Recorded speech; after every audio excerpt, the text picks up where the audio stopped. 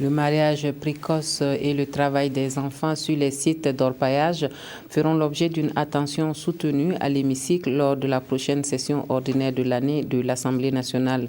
Les députés en amont renforcent leurs compétences sur les questions des droits de l'enfant et en vue des futurs projets de loi pour une meilleure application des textes. La formation se déroule en partenariat avec l'UNICEF. Anna-Lucie Kéry.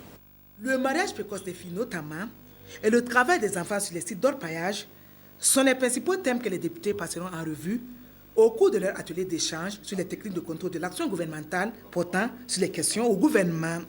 Bien qu'elles ne soient pas sanctionnées par un vote, les questions, qu'elles soient orales, écrites ou d'actualité, instaurent un dialogue direct avec l'exécutif.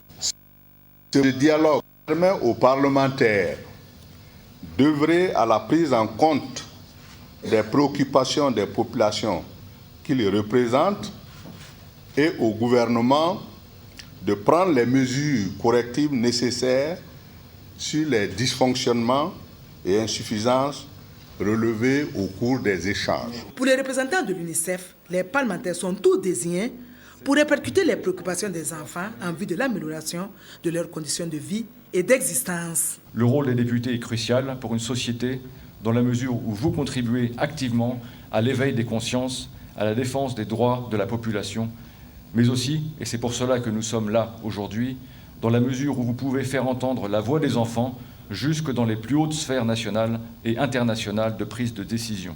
Cette rencontre du Repoden, le réseau des parlementaires pour la promotion des droits de l'enfant vise un double objectif: renforcer les capacités des membres du réseau en matière d'interpellation du gouvernement d'une part, d'autre part, attirer l'attention des députés sur des phénomènes qui menacent le développement individuel et collectif des citoyens. Lorsque l'enfance n'a pas été vécue, lorsque l'innocence a été volée, il ne reste que la délinquance.